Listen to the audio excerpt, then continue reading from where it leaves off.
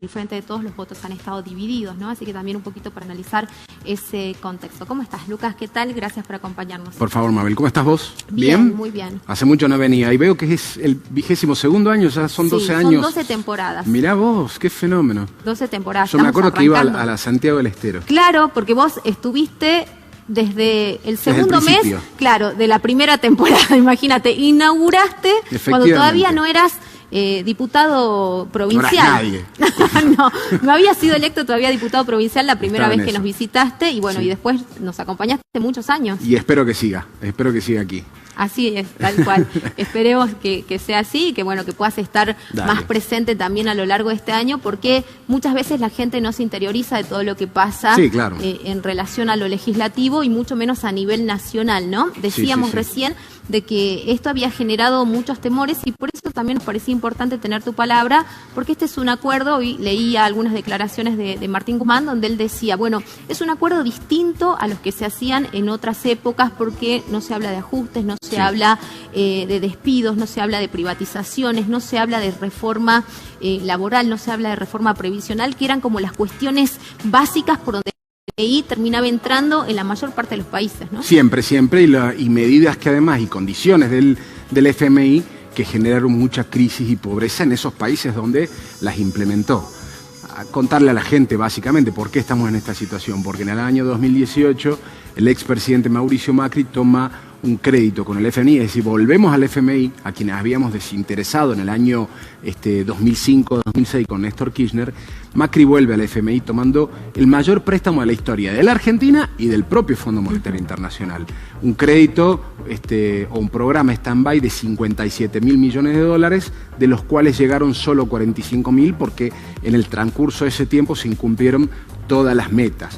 ¿Qué sucedió con esos 45.000 millones de dólares? Lo dijo el propio fondo en un análisis posterior. Una parte se utilizó para pagar deuda con acreedores privados que debía haber sido refinanciada, es decir, se tendría que haber renegociado, postergar los pagos, quita de intereses, plazos más largos, lo que siempre hacen los estados, los países. Y otra parte, lo que sucedió fue que se destinó a fuga de capitales. Estaba liberalizada la economía, es decir, podían venir el famoso carry trade o bicicleta financiera, para decirlo en castellano. Podían venir fondos especulativos que ponían plata, traían dólares, cambiaban por pesos, cobraban tasas de interés altísimas en distintos bonos y letras y después la cambiaban inmediatamente por dólares y se los llevaron. Bueno, esa fuga de capitales generó un gran daño a la Argentina, porque toda esa plata no vino para generar condiciones de repago, es decir, que no vino para infraestructura, para producción, para economías regionales, para el campo, para la industria, para nada. Para escuelas, para salud, para nada. Sí, de hecho, o sea, creo que todos somos testigos de lo que ha pasado. Exactamente. Nadie ha visto mejoras en la calidad de vida. Uno siempre cuando piensa en la adquisición de un crédito, de un préstamo, piensa en que justamente eso se va a terminar usando para beneficio o de un grupo pequeño, o bueno, en este caso de todo un país, ¿no? El tema es cuando con eso no haces nada y no beneficias a la gente que estás endeudando y endeudando por décadas. Por décadas, por generaciones. Y el gran problema es que esta deuda ahora la tenemos todos los argentinos. Hay una denuncia penal que inició en su momento el presidente Alberto Fernández para determinar si hubo responsabilidades penales o no. Lo debe decir la justicia. Lo que sí me parece interesante a mí es que exijamos que se publiquen quiénes han sido los beneficiados, los pocos beneficiarios beneficiados con este crédito, porque pagarlo vamos a tener que pagar todos los argentinos. Ahora, ¿quién la fugó? Bueno, me gustaría que esa lista esté publicada. ¿Quiénes fueron las personas jurídicas y las personas humanas que se fueron beneficiados? Y no son los pequeños ahorristas que compran para atesorar o para ahorro, para cuidar sus ahorros $200 por mes. No fueron ellos, fueron grandes jugadores. En esa situación teníamos este año que pagar 19.000 millones de dólares, que la Argentina no tiene. Entonces, ¿qué hacemos? Se refinancia eso, se postergan los pagos. Imagínense una empresa, un comercio, cualquier persona que esté endeudada. Sí. Y le plantean que se puede postergar esos pagos. Miren, le vamos a dar 4 años para que usted pague, para permitirle crecer. Y la verdad que sería una solución razonable, porque la otra solución era no pagar. Y ahí vos entras en mora con el Fondo Monetario Internacional y eso te genera ciertas condiciones negativas porque tenés acuerdos bilaterales con otros países, porque tenés acuerdos con organismos multilaterales del crédito, como puede ser el Banco Mundial, el Banco Interamericano de Desarrollo, porque sube tu riesgo país, se genera una se genera una devaluación, una corrida cambiaria y una inflación. Hoy estamos discutiendo una inflación a un nivel, acaba de publicar el INDEC, del 4,7%. Es una barbaridad el aumento de precios que está sucediendo en la Argentina. Es menor a la época de Macri, pero por 1 o 2 puntitos, o sea que no hay nada para festejar. Lo que tenemos que hacer es, una vez resuelto esto del crédito con el Fondo Monetario Internacional, pospuestos los pagos para después del 2026, es cómo resolvemos los problemas económicos, cómo generamos laburo, cómo aumenta la producción, cómo seguimos creciendo como hemos crecido el año pasado. ¿Cómo aumenta la confianza en nuestra moneda, ¿no? ¿Cómo aumenta la confianza en nuestra moneda? Obviamente creo que es una de las problemáticas más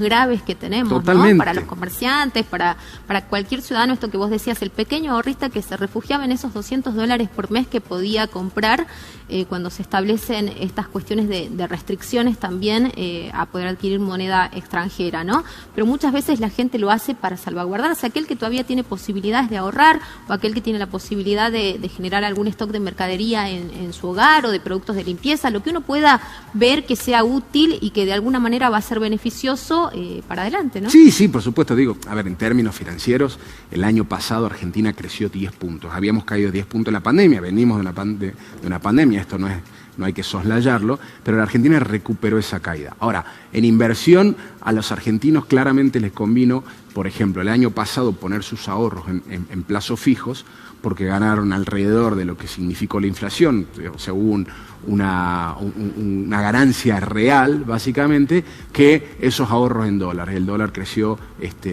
muy poco, entre un 20 y un 25%, aún el dólar blue. Entonces, no pasa por ahí. Yo, cuando lo decía de los ahorristas, no son los que la fugaron, esto es lo que quería decir.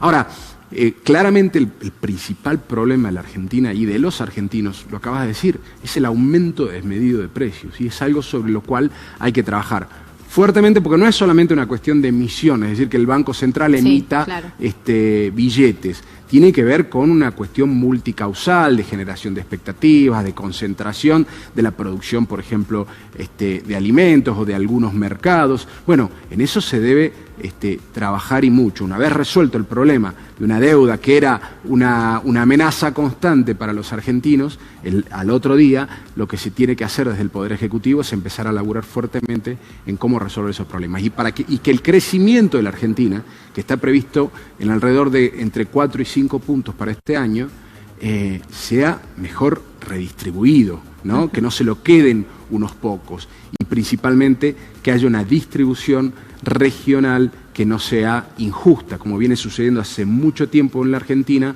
décadas te diría, donde los recursos del Estado van mayormente para el centro del país, sobre todo para la capital federal, en detrimento de todo el interior.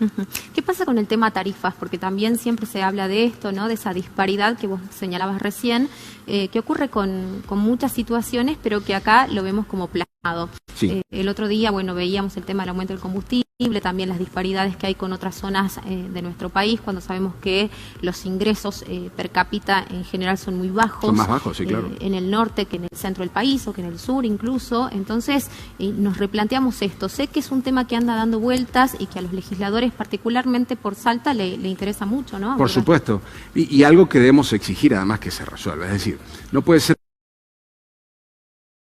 medios o bajo, una familia humilde de un barrio popular de Salta pague más de luz que un piso o un departamento de 3 dormitorios en Recoleta, en la zona más rica de Buenos Aires. No puede ser que paguemos más en gas. Ahora hemos aprobado la ley de zonas frías nos pasaba acá con el agua, ¿no? Que en los countries pagaban nada y los demás haciéndonos cargos, digamos, de no siempre recibir un buen servicio, un servicio de calidad, con muchísimos problemas y además sosteniendo, digamos, a otras familias que tienen ingresos mejores que el resto, ¿no? El nivel de desigualdad por regiones en la Argentina es tremendo. Imagínense que el boleto de colectivo en el AMBA o en la Ciudad Autónoma de Buenos Aires en realidad sale 18 pesos. Acá sale 41 y 42 mangos. Ni hablar en el interior del interior. En Tartagal es más caro, en Orán es más caro.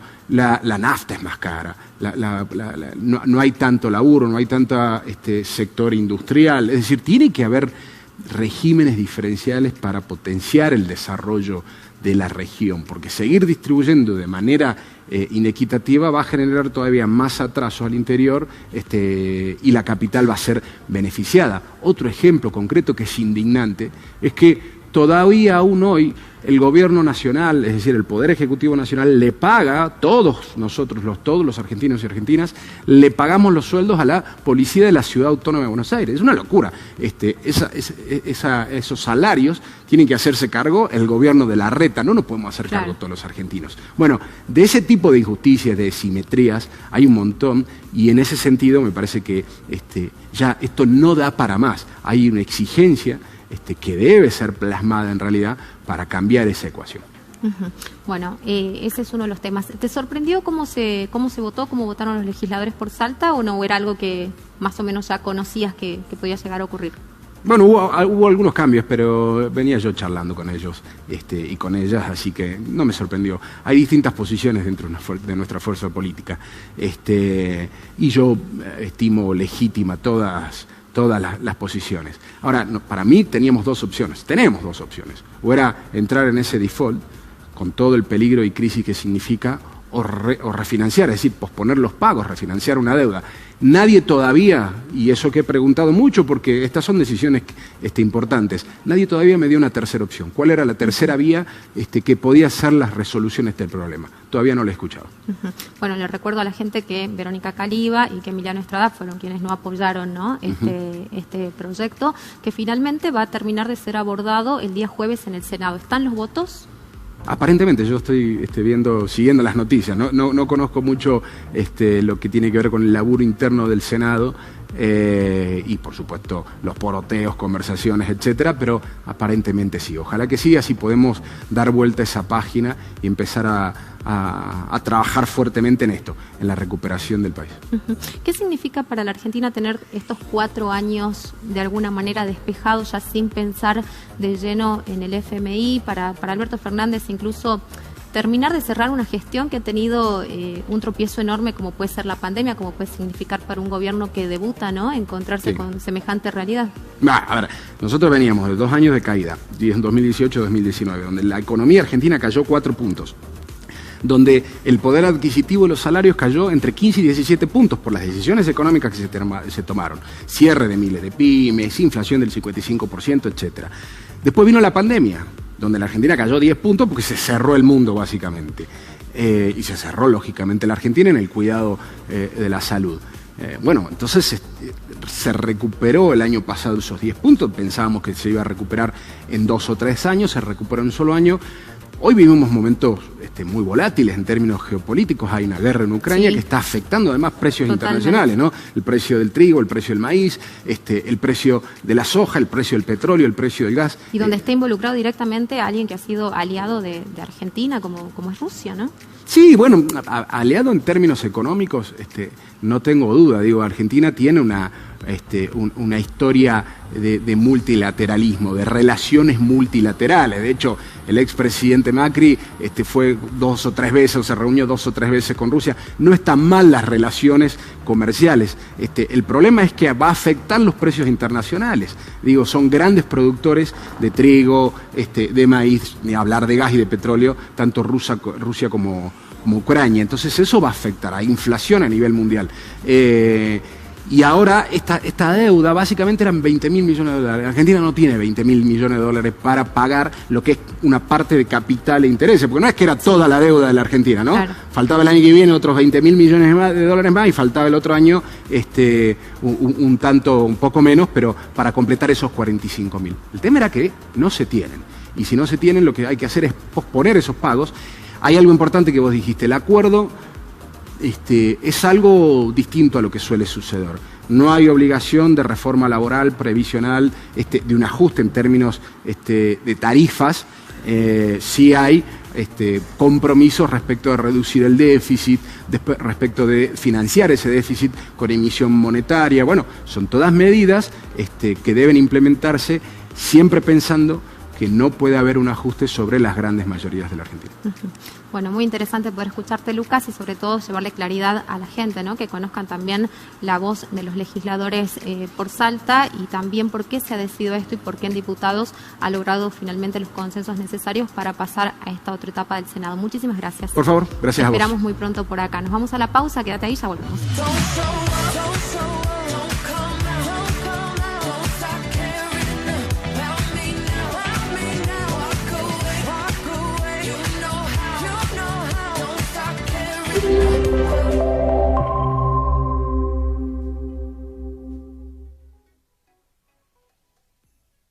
Nuevos servicios de salud en la provincia. En Metán se inauguró la unidad de terapia intensiva del Hospital del Carmen, beneficiando a una población de más de 40.000 habitantes. Se incorporaron médicos especialistas y equipamiento de última generación.